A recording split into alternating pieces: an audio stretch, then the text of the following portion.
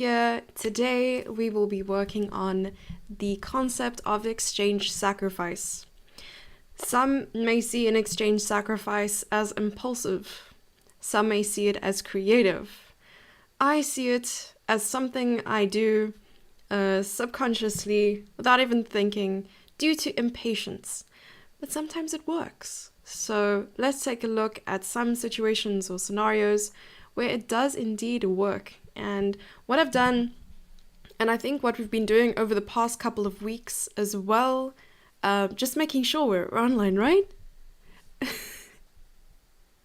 Oh, eccentric horse! Thanks for following our channel as well. Um, that was good to see. Yeah. So like I said, what we've been doing over the last couple of weeks is basically puzzles in the beginning to warm you guys up, and then we'll take a look at some classical games of the past.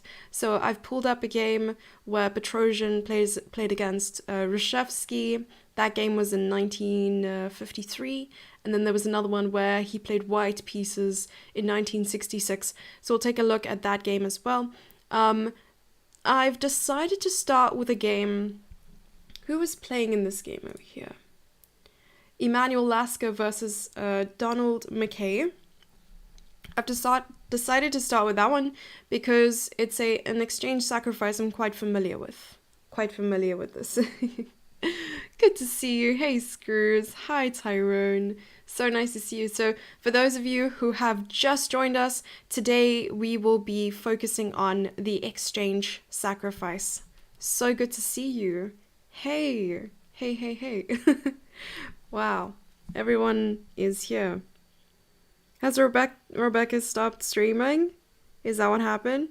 I don't think there's a bot on here. Is this where you No. No, no, no. No, no, no, no, no. No. I don't think that's how it works. Although I do have a sacrificial story for you, but probably way too gory for an educational stream of sorts. It was the night before Christmas. I don't even know if it was Christmas. It was last year sometime, and it was some traditional ceremony that was happening across the road from us.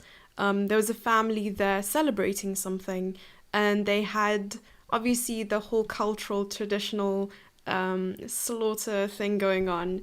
And yeah, I don't want to go into too much detail, but at some stage we did think it was a human, but it wasn't. It was just an animal that we heard.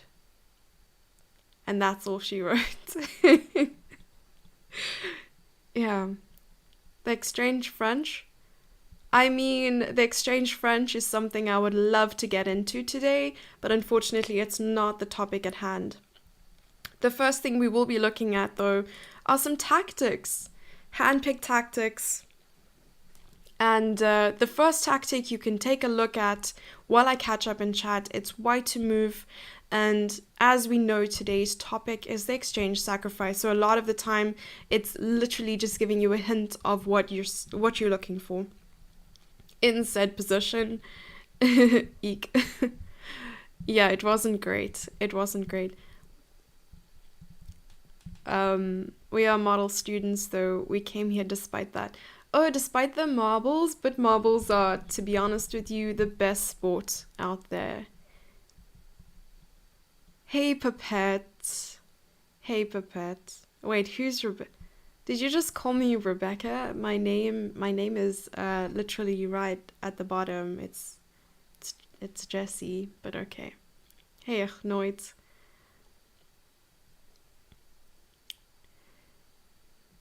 Who did you say you were playing? I didn't play in the 1950s, I don't think. It wasn't me. It was Emmanuel Lasker, just some kind of exchange sacrifice I'm very familiar with. So far, so good. I'm seeing some answers in the chat. Nice, Madbug. Losing to some Pumpkinhead? It wasn't some Pumpkinhead. I think the one thing that made me feel embarrassed was that when Anna Rudolph asked me the strength of my opponent and like asked me to guess. I said 2600, but Hari Krishna is a 2700, so I felt kind of bad. And I was literally like thanking him for the game and stuff, and he was just kind of chilling there with his pumpkin head. And I was like, well, this is great. So, what we were talking about is just some Halloween Chess 24 event that was hosted on the Twitch channel of Chess 24. And the Halloween event literally consisted of a knockout where players wore masks, so you didn't know who you were playing against. I guess the players were able to see the rating of their opponent, but beyond that, you were only able to experience their strength by the moves that they played. And we could see the title, so they were able to see I was WIM, I was playing against a GM, so I really didn't have high expectations, although I was going to kind of put in my best chess. Obviously, my best chess wasn't good enough on the day. So it was IMs and like there was a WFM as well, another WIM. They were all against these GMs, and there was one of us, there was an IM, Kostya, who was able to draw against... Who did he play against? He didn't play Peter. He thought it was Peter Lecco. It was Erwin Lummy. Hey, 17. Yes, Rebecca played in 1950s, of course. Ulan, what is up? What is up? Triple fun. Hey, Porno Destroyer. Passing through low-key during work Zoom meet. Oh, so you are watching some educational chess stream while you're working. That is the best way to go. Best way to go. So far, so good, guys. So I'm seeing the move that is being suggested at the moment is rook takes b7. But what follows rook takes b7? Naturally, we see queen takes b7. But what happens? Then what happens? So when doing tactics like this, I mean, if you're doing it on Chess24, Chess Tempo, Chess.com, it doesn't really matter. You mustn't just look for one move. You're like, oh, I solved the tactic because I saw one move. You have to see the continuation. So when you find the best move for yourself, you have to go ahead and find the best move for your opponent. Maybe OTB, your opponent's not always going to find the best move, but in a given problem, you always have to assume that your opponent is the best player in the world. Like you're playing against Magnus, you're given this opportunity to win a game, you're going to have to find the best moves, right? Cabby, what's up? Woman that could play. Okay, perpetual stalemate.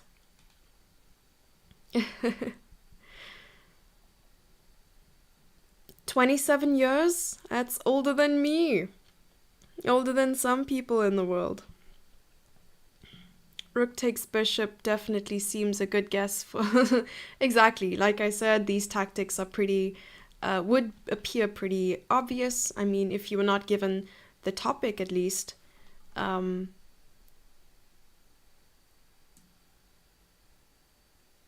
on. Alrighty. There was a pop-up on my screen. Okay. I'm 26 and learning chess for the first time. Feels bad.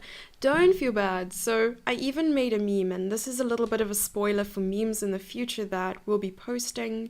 And the meme goes like this, right?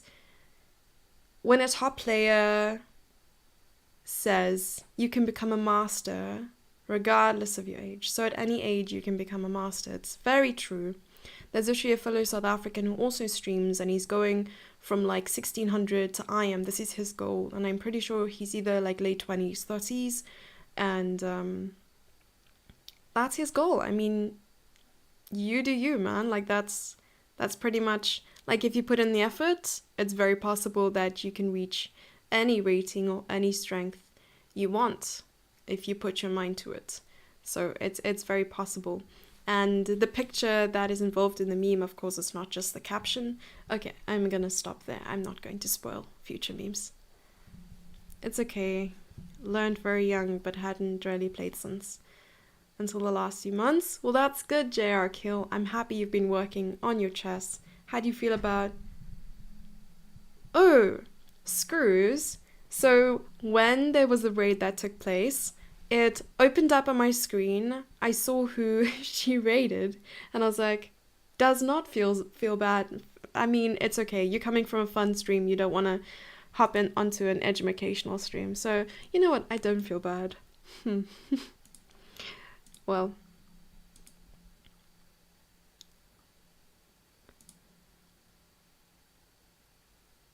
I don't. I think his name is Tyler, but I don't know his last name. Yeah. Partner with a Swedish player. What? Okay, awesome. Yes, I'm reading the chat. So we have exactly. So Papan Shuk. That is exactly the answer. I don't know why that keeps popping up. Okay, so let's make the moves. We have rook takes b7, queen takes b7, and then some of you have suggested here bishop takes d5, which does look like it's attacking the queen and the rook right behind it, but there's an even better move, and that is knight takes d5. And the reason that is much better is because the knight is attacking the rook, and once the knight moves again, whether it be knight takes bishop or knight, okay, maybe not knight e7, but knight takes bishop, then you are attacking the queen. That is the incorrect diagonal, Jesse February. Okay, you're attacking the queen on b7, and the reason knight e7 doesn't work is because, yes, it's check, but the queen can also reach that square. So it uses the piece that is being attacked, and it defends the king and captures the knight. So that is something you have to watch out for over there. Julius Barr. My name is not Julius. My name is below the window, not there. Julius Barr is the educational partner of these amazing World Online School Chess Tournament streams that we're doing. I learned to make arrows from Peter Fiddler. Sure. Okay, good job, guys. That's the end of that tactic. So let's move on. All right, this one is black to move. So do pay attention to who it is to move here. It's an endgame puzzle. And what I usually do when it comes to a puzzle that doesn't have any indication of who it is to move, always look at the coordinates. Because when someone gives you a puzzle and it's presented to you in this kind of format, you just look at the coordinates and it says A on the right hand side, that would be black to move. And if it's too confusing to remember the letters, just look at the numbers. 1 and 2 is where you'll find the white pieces, 7 and 8 is where you'll find the black pieces, and you'll usually see it from the perspective of the player who has to move. So look at it that way. Bishop also covers e7. Exactly, but you wouldn't capture with the bishop on e7, so let me just go back to this tactic quickly. If you play knight e7, you wouldn't cover with the bishop, because then the bishop would capture the queen. So knight to e7 check, you would most certainly want to take with the queen in that situation. Okay, moving on. So we're back to this position. Would hardly be exciting exchange sack, just to win the exchange back again 2 moves later, unless you want to appear schmancy, in which case, not really worth it. Glamdring, you're very right. Is it rarely an exchange sacrifice if you're getting compensation? Yeah, so if you're sacrificing a pawn for some kind of compensation, if it's not a sacrifice, it's just a trade. If you're trading pawn for pawn, it's not like you're sacrificing a pawn to get another pawn. That wouldn't be the correct terminology. Sacrificing is basically giving up material where you're not getting the equal amount of material back. So if I sacrifice a rook for 5 pawns, I guess that's fair enough to say. If you say you're trading a rook for 5 pawns, it's not to say that... Okay, I would prefer the term sacrifice. So if you're sacrificing a rook for 2 pieces, you're actually winning then, because you have 2 minor pieces for the rook and it's just worth more.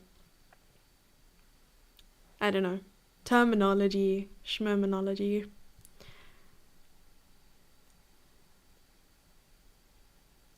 I just decided to multitask streams. Go Irv. Go Irv. What if there's no coordinates on the side of the board? Then they most certainly have to tell you who's to move, and you will assume that you're seeing it from the perspective of the person it is to move, right? Thank you, Pawn March Destroy. Appreciate it. Hey, Sarah, are you looking forward to Wednesday? Are you guys looking forward to Wednesday? Wednesday is the masterclass on cochess.com.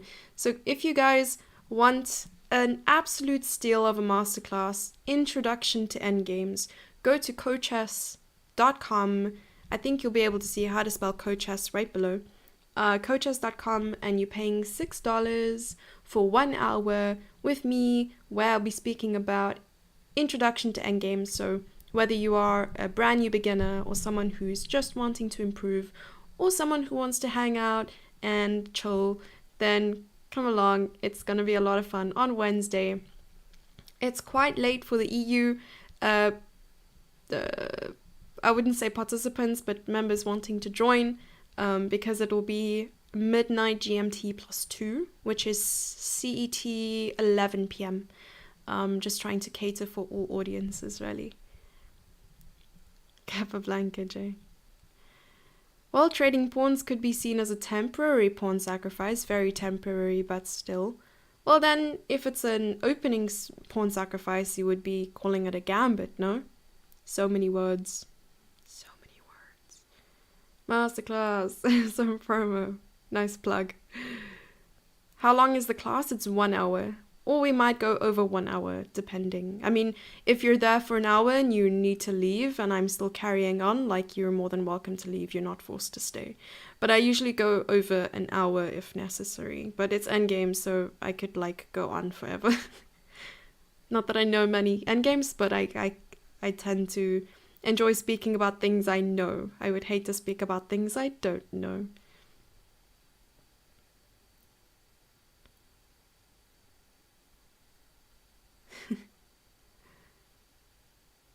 Okay, then. Going to check if I can get Thursday morning off. I'm so sorry. Sack e-pawn to get king over to the other side. Well, look at the topic, right? We're doing exchange sacrifices. So far, so good, guys. Marty, good to see you. Good stuff, guys. Exactly. So this guy over here is a king, not a queen. But so far, so good. Thought masterclasses came for free if you were a member of Chess24. Yeah, so the Chess24 pre-recorded videos are all free for premium members on Chess24.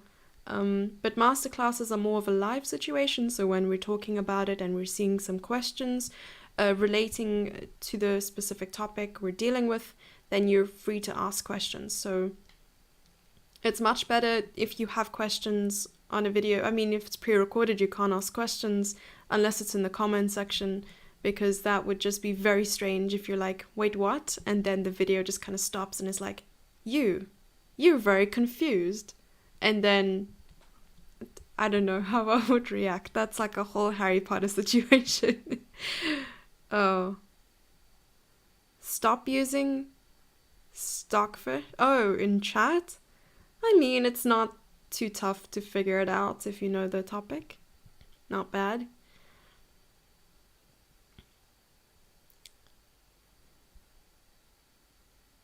Thinking of the link, but the masterclass too, I guess. What are you referring to, Screws? It's Screws trolling again. Okay, most of you have got it. So what we want to do here is capture the bishop. The bishop is protecting this very important e2 square. And after h takes g4, we can simply shimmy the king over to f3. And if the pawn decides to... Oh, no, the pawn is on g4, so if it wants to move forward, it can. We'll just move the pawn to e2 and queen first, because if g6, e1, queen, g7, and our queen will go over. So let's see it in action for a second. I'm sorry, I was assuming. Oh, thank you, Screws. It's very kind of you. I mean, being called a troll was actually a compliment online on the platform. c5 is faster. Yeah, we could also move this pawn forward, but then the thing is... Okay, I will show you. So we're going to play rook takes, pawn takes, and then we go king f3. But also note that in an endgame, opposition is so important, and this is something I'm going to discuss in the masterclass. It's one of the most important concepts in an endgame, and that is opposition. Even top players fail to realize how important opposition really is. Opposition is when two kings are as close as they can be to one another, whether it be one square apart, and that is close opposition. Will then deal with distant opposition, which is 3 squares, 5 squares. But over here, this is 1 square, and now if they decide to push the pawn, and we go ahead and push the pawn too, then okay, they'll push, and yes, we'll queen at the same time, but there's something you need to note. And what is that? Opposition rarely helps in this situation. What will black play in this position?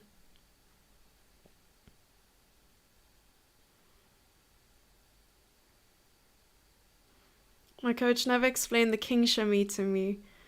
I mean, the king shimmy is really important.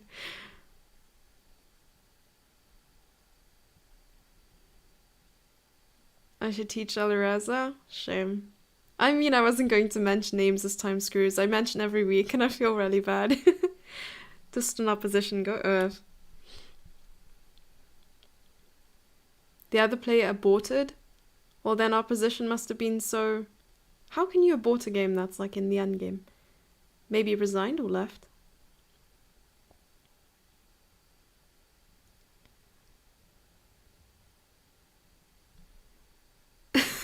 Screw. Check. Exactly. Skewer, exactly.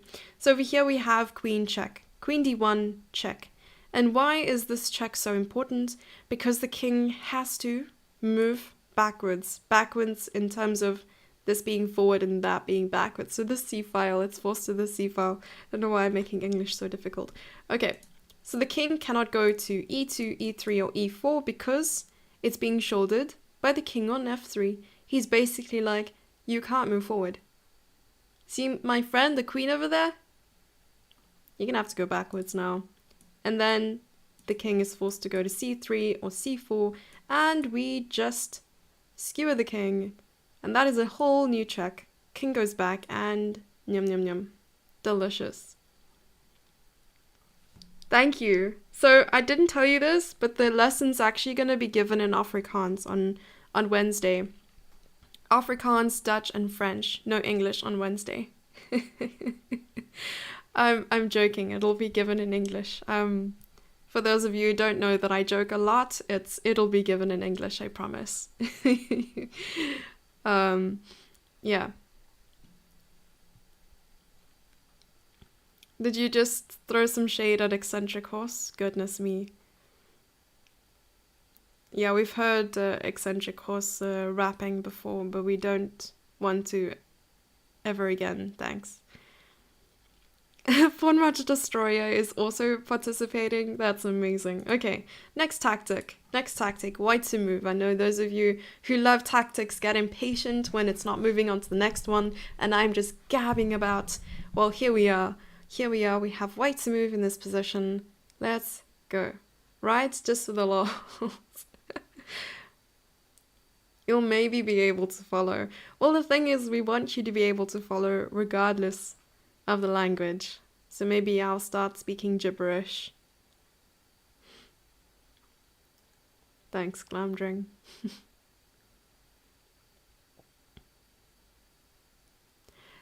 I mean, that does seem obvious, right, Glamdring? But I need the continuation too, please. I can't just have the first move.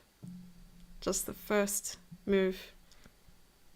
Americans be like, what languages are those? Yeah. For those of you who don't know, I am from South Africa, so we do speak an array of languages. I only speak 2 of those languages, though. Thanks, Cappy.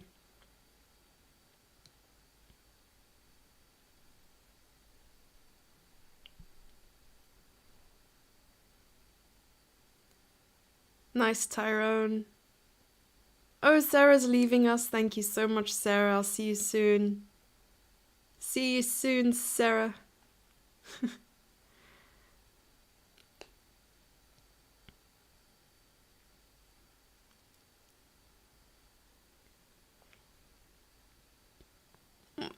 Perpetual stalemate can relieve those kind of comments out of the chat, thanks.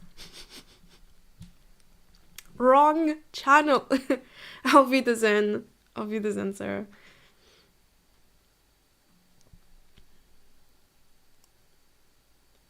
You have much to learn. Alrighty. Okay, so far so good. The final check. Yeah? The first time I did this tactic, I actually got it wrong. So, goodness me, Tyrone, I can't say that, unfortunately. Sarah can yeet in 2 languages. Exactly. Okay, you guys got it. And that is rook takes f6.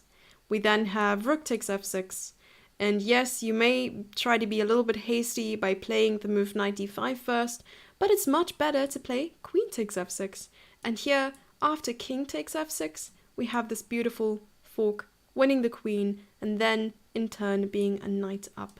So we have knight takes queen on b4, and knight up.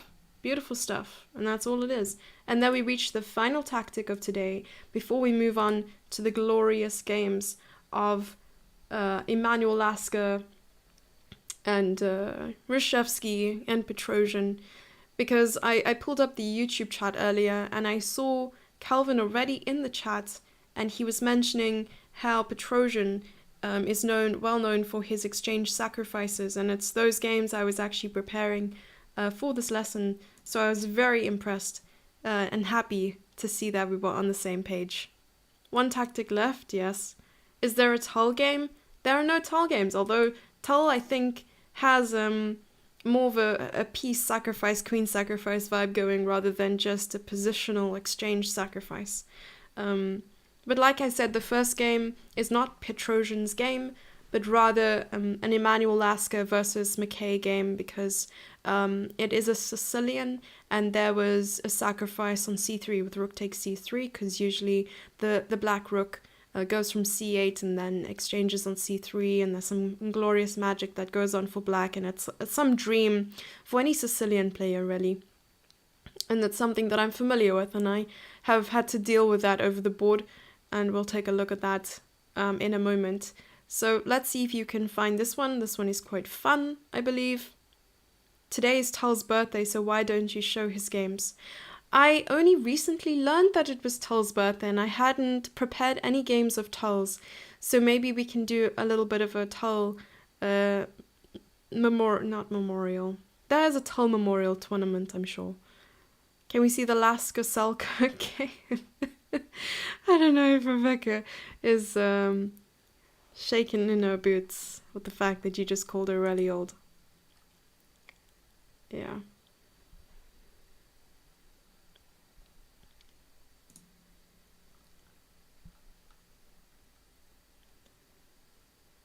Oh, nice. Hyping up the 27. Let's go.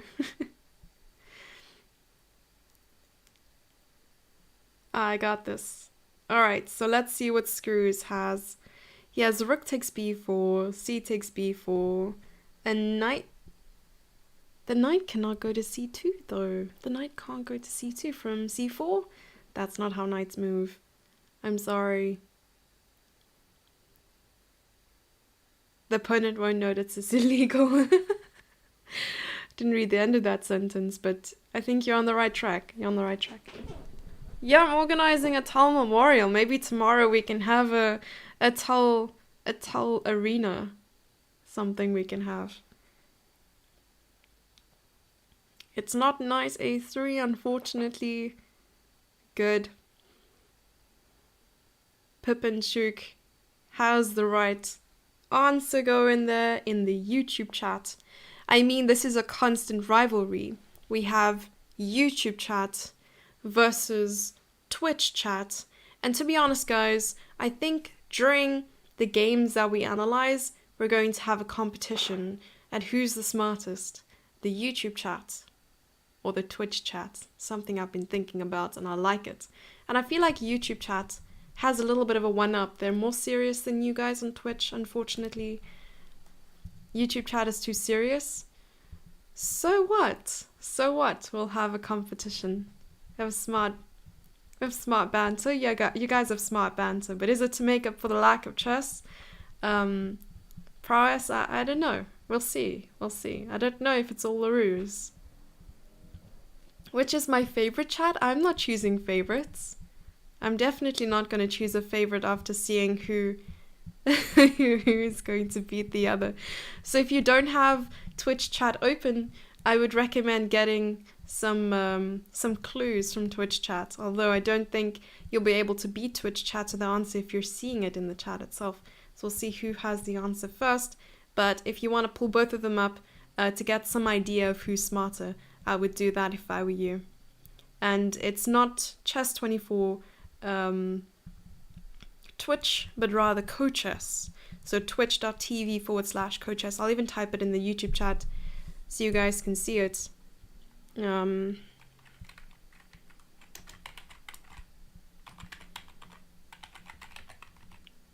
we go. There it is. There it is. What do we have? We have prefers YouTube chat. Eccentric Horse. You started in the YouTube chat, and now you're in Twitch chat. Stop comparing us, children. I'm not comparing.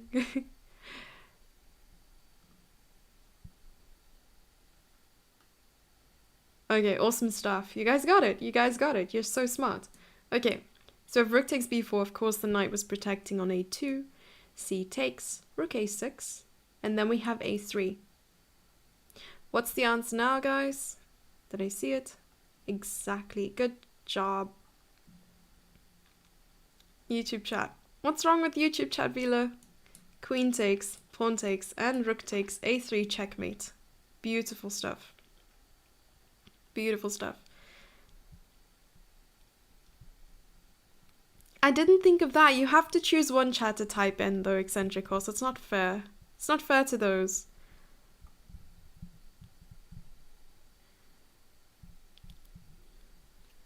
I really had to quit Twitch because of the chat. It's pretty weird there. No, okay, so it depends on the channel. If you have a bad experience with Twitch, or if you have a bad experience with YouTube, it's literally just about the community that the streamer himself or herself builds. So I can promise you this much.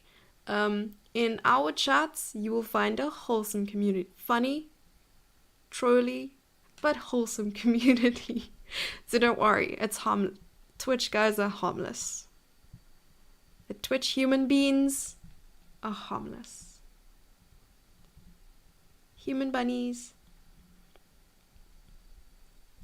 Ladies and gentlemanies are the best. Deep lore, goodness me. You want a list of what's wrong with YouTube chat in a darker spreadsheet format? Give it to me in a document, Vila. Document would be great. You're twitching? That's great. Wait. Wait, what? Okay, so here we go. We have Emmanuel Lasker versus Donald McKay. And this point obviously went to... Whoa!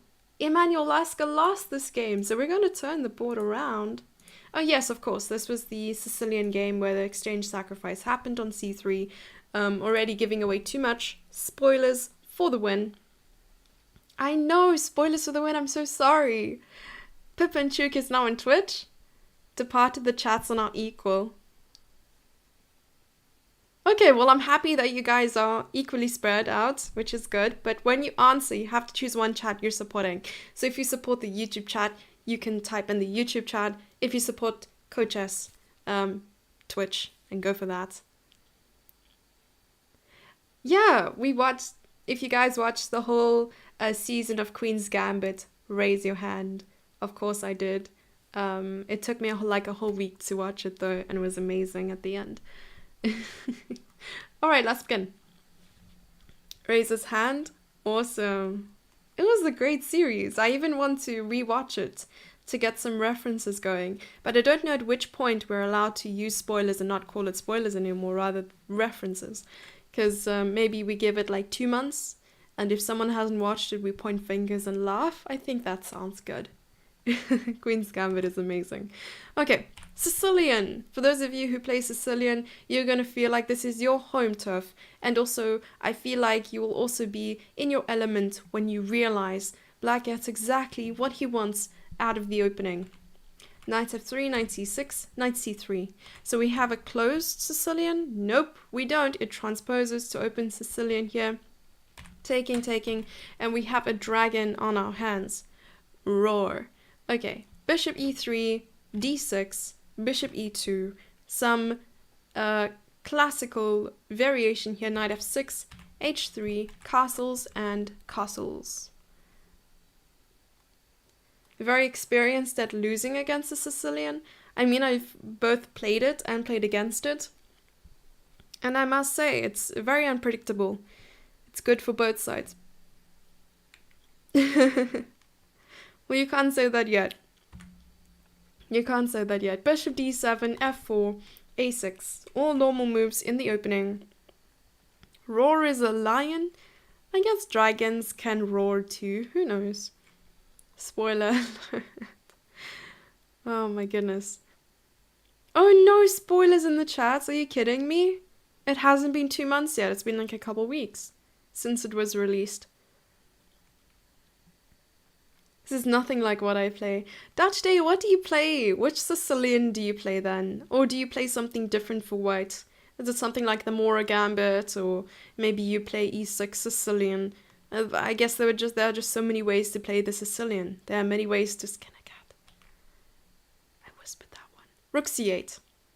That is a very important move for this game. Shevinigan Naidov. Got it.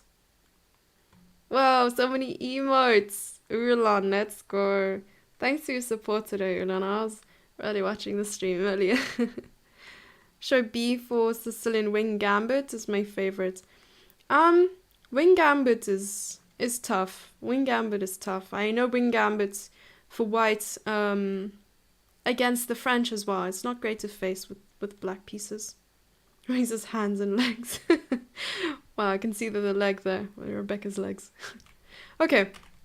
So after f5 is played, so about a position like this, guys, I would consider this a very critical position. And what is a critical position? It's a moment in a chess game where you kind of have to stop, take a step back, and ask yourself a couple questions. How do you move forward from the opening? What are the ideas? I mean, it becomes quite obvious here that black is going to try and put some pressure on the queen side, because maybe a6 leads to b5, and also rook c8 takes advantage of that semi-open file. So at some point he'll get rid of the knight on the c file and then try to attack down there. And also white has made his plan pretty clear. He wants to attack on the king side. He's already pushed so many pawns in front of the king. And the thing is, if he overexerts a little too soon, then his king will become incredibly weak. So here the question is, from the 4th rank, how does white decide the path forward? So do you go ahead with g5? g5, the move over here. But then that would lead to knight h5, knight g3, which is something you don't want to see. Maybe there's queen e1, but that's not very possible because of knight takes d4. So do you do that? Or do you go ahead with f5, but that leaves the square e5? So this may look scary. Playing black pieces right now, this may look incredibly scary. But the thing is, the moment white pushes a pawn, white is also creating a weakness. White is also creating a weakness. And I mean, this position may be equal right now, but the thing is, you have to be so careful. So here, after white plays f5, has opened up the square, this nice little outpost in the center for black to take control of, right in front of the e-pawn, and g5. And suddenly we see white has just gone full force into the attack. g5, knight h5, bishop h5. Well, there's bishop h5 as well. Yes, exactly. Opened up. But if you play bishop h5, you just take it. And if queen takes, lose the knight. So I don't know, it's maybe a bit tricky. Maybe it was better to play g5 first, yeah? I mean, right now? Dutch day? Would you play it right now? When Gambit is what I play too. This is why we never we never beg you to play Arena, Glamdring. I'm kidding. Kidding. Okay. And Dutch day is correct. So far, 1 point to Twitch chat. I didn't even stop and ask, but 1 point to Twitch chat, because immediately the knight does not even take the time out of his schedule to move the knight out of the way. So knight on f6 is a little bit doomed, but guess what? Black doesn't care. Black plays rook takes c3. Black plays rook takes c3, and here white returns the favor by playing b takes c3. My goodness. Takes his chess set home. Aww. I'm kidding.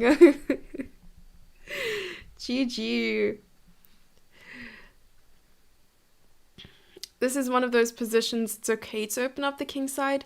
I don't know if it was a little premature though to just open up the king there. Okay. So now that the knight is no longer on c3, we see that something is possible here for black, and that is knight takes e4.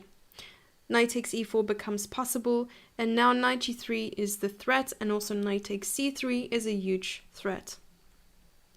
So white decides to play bishop to d3, putting pressure on the knight, but knight just says thanks for the other pawn. And now we find that because of the exchange sacrifice, black may have lost a rook for a knight, but has gained 2 pawns. So in order to be equal to a rook, you need a minor piece and 2 pawns, even though, actually no, the math checks out. What math doesn't check out? 2 minor pieces versus a rook and a pawn, but you actually need a rook and 2 pawns. And that's the math that doesn't check out. Anyway, long story short, it should be equal, but it's in turn it's much better. It's a much better position here for black, because black has a lot going for them. All right, moving forward. So we have knight takes c3, queen e1 attacking the knight, and knight takes d3. The bishop is gone. Queen takes c3, and knight to c5, f6. f6. What does black play now? What is the continuation for black? And here we have YouTube versus Twitch. Let's go. Let's go. Sink. Take twice? Maybe not, Tyrone. Maybe not. The maths checks out.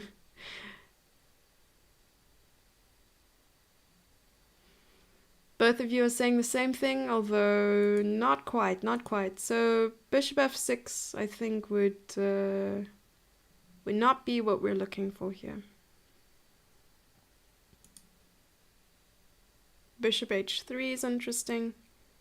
So the first move you both got right, so I'll give it to both of you that you got this move right. But what happens from this point onwards?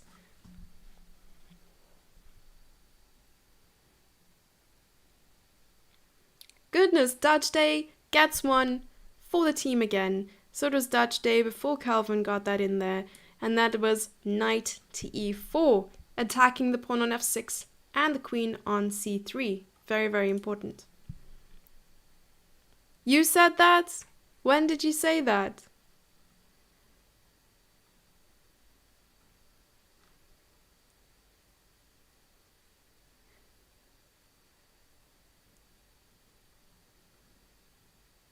Oh, Pippinchuk. So it was way before Dutch Day as well. Good job. Good job. 3 comments before. Good job. I'm sorry, I missed it. Okay, then we have queen d3 and knight takes f6. You got it.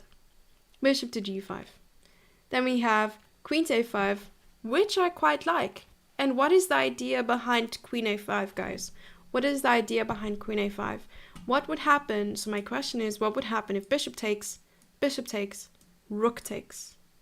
What does black play? What does black play?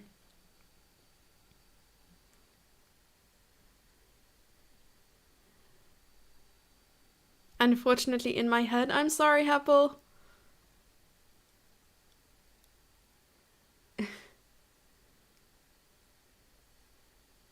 Good job. Good job. Wow. Oh my goodness, Screws got it first, guys. Can we just say congratulations to Screws? Everyone needs to congratulate Screws. This is what needs to happen. We have to get him a whole VIP badge on this channel. Good job. So what we're looking at over here... You didn't type it, Jericho? My goodness, never be afraid. Never be afraid. There's no wrong answers here. Queen g5, king h2, and queen takes rook. Good job. So here we have bishop d2 instead, because the queen was attacking the bishop. Thank you, everyone. Thank you very much. I mean, Pippinchuk, you literally betrayed YouTube chat and you came over to Twitch, so I don't know what to say to you. You have to give me queen odds? I'll beat you queen odds, Magnus Carlsen. Forever Tim. No, I take it back, you're not timid. Your name's not Tim. Mid. Okay. Queen c5, putting a pin on the knight. King h2, he says no. But look at how secure black's king is compared to white's. White's life motto at the moment is YOLO. Black is like, I've got my king all sorted out. He's very safe. I'm very sorry to all the Brits out there who heard me say that. But probably knight h5 now, right? You might see Tim. Is your middle name Tim? Okay, knight h5, c3, and bishop e4. Angry British noises. I'm very sorry. Am I British? No, I'm not British. The British accent, gambit. Goodness me, imagine I spoke like the Queen. Lol. Alrighty. Bishop e5 check and king g2. f5! And we are throwing fuel in that fire. Got lost in the emote removed. Oh, my bad. I'm sorry. Very posh. Oh, hew, hew, hew. What's your design? Well, we'll see. Rook b1. Rook a b1. Rook a b1. Next move is up to you guys. What does black do? Critical position. Let's go. Evaluate the position. Tweak, what's up? I'm glad you guys are enjoying yourselves. We are not amused. I'm very sorry, Tyrone. Phew, phew, phew.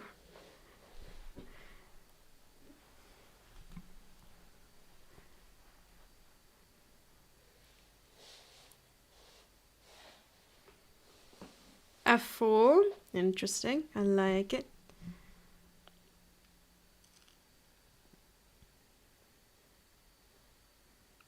They're gonna get a lot of complaints. I hope they will not get complaints, Cappy.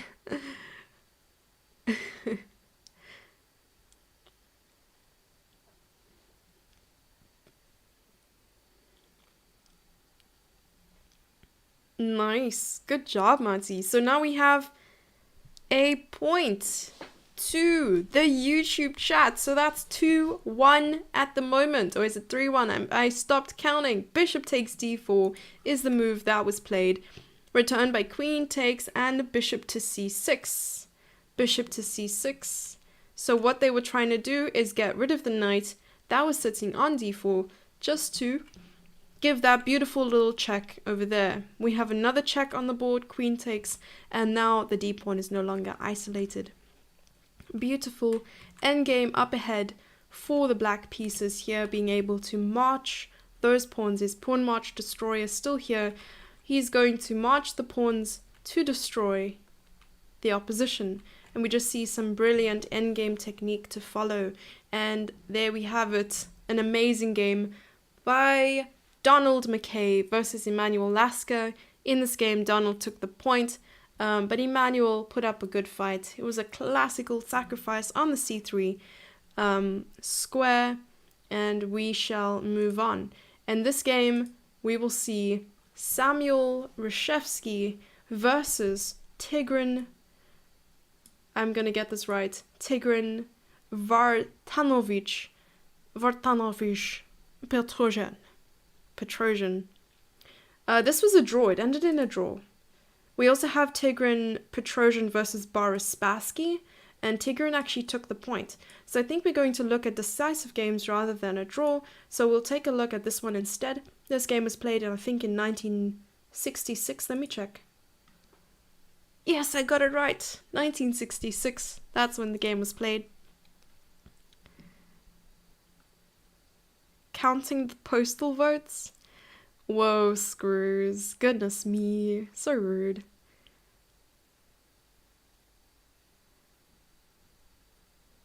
The real Tigran? It's the real Tigran, I promise. What is the best reply for the Spanish opening? I don't know. You can try and look at what is the gambit's name? Or not the gambit, the attack. The Marshall gambit, right? Is that what it's called? Marshall gambit.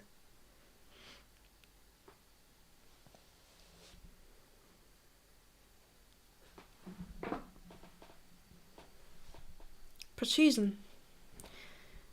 There's actually a young writer who also said Petrosian. Martial attack. That's what it is. The martial attack. Alright, so Tigran Vontanovich Petrosian versus Boris Spassky, and they played in 1966, and we will see a knight f3, knight f6 opening. And this is followed by g3, g6, and c4. And we have something like English, maybe transferring or transposing to Catalan. We will see in a moment. The Reti. Yes, we have Reti in the board. We need a better Russian accent than that. Goodness me, I thought I was doing okay, yeah? So we have knight c6 and d6 on the board. She'll go out there if she wants. Okay, now we have something like King's Indian defense. And I like keeping it very flexible, very flexible in the board. And here we have King Indian defense. I mean, it took us on a whole journey. It's only move 7. We've gone Reti to English to Catalan to all these like different openings, yes?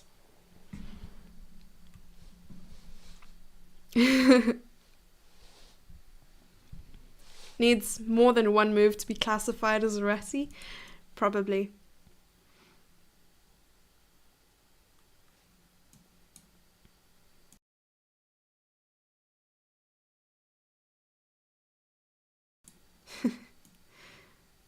Vampire voice, yes?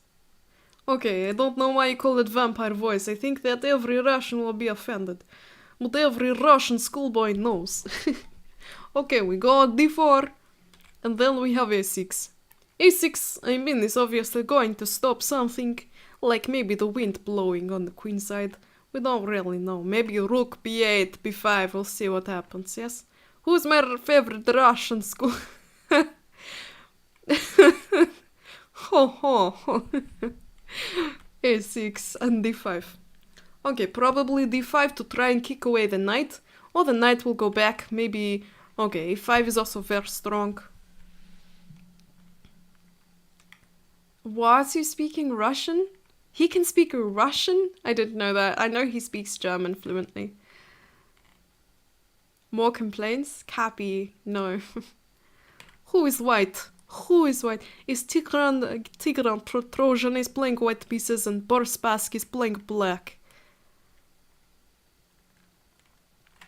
I'm glad that some of you are enjoying this, yes? Okay. What Karyak can this be, yes? Ah, Sasha. Sasha, okay. Sasha, maybe Grishuk is like, maybe. Okay, we're going to imitate Grishuk. Maybe 95 wasn't, I don't know, best move or something. And then we have 92, but the thing is maybe 92 is leading for some like f4 and e4, we'll see what happens. Okay, c5 trying to get some counter in space on the queen side, and also maybe rook b8 is coming. Let me get some arrows here. Ah, rook, not rook c8, rook b8, and then b5 will come later. But also bishop d7, we need to back up this b5 square. This is the end of my chess career. Okay, I'll stop with the accents. I'll stop. Alright, so we have c5 and then queen c2.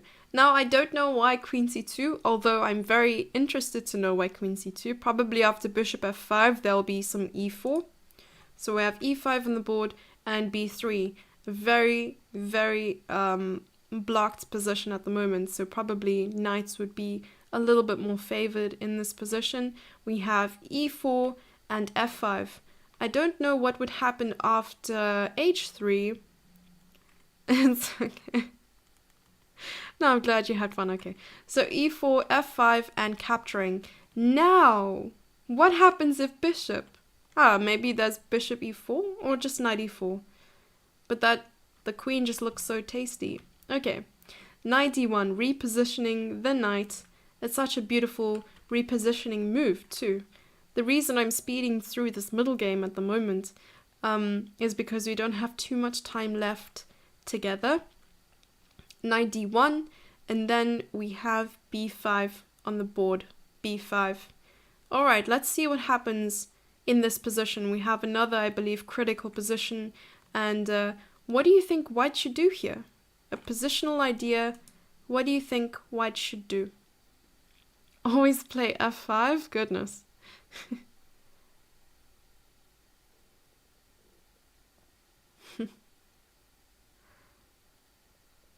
A strange Russian accent? Did I not do it justice, Calvin? Goodness, I'm sorry. a4, wow.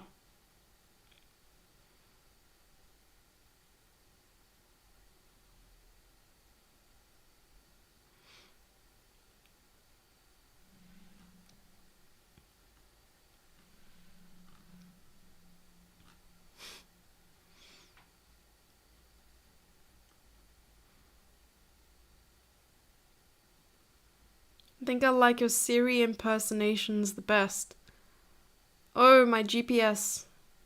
I call it the GPS voice. Or the TTS voice.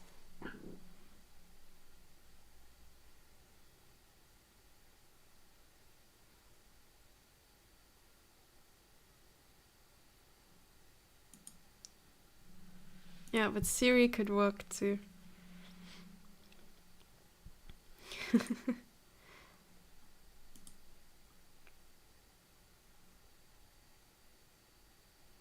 The puppy accent? Alrighty. So many accents. So many accents, so little time. No more accents for today. I don't want to get into trouble, guys. We'll do maybe some plugs at the end. I'll maybe do some accents on Wednesday. We'll see if we have enough time for that. Okay, so we don't have too much time left. And the move that has been decided upon is, of course, looking at the most powerful pieces in black's position. I would say the most intimidating, knight on a5, not so much. Knight on g4 is strangely close or dangerously close to the king at the moment. So what we're going to do is just push it away with our little shoulder over there on f3. And then countering with this amazing e4. And now, as we see, e4 is a central move, but it also opens up this beautiful diagonal for the bishop to capture the rook. And due to the topic of today, what do you think is going to happen? What do you think is going to happen? Is he going to give up the exchange here? Or is it not a good idea to give up the exchange? What would you do?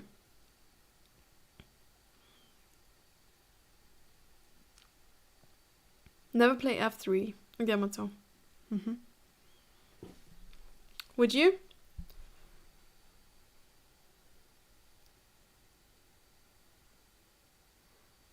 Scottish accent. That was terrible, I take it back. I'll see myself out. Alright, no he doesn't. Bishop e2 is being played. And e takes f3.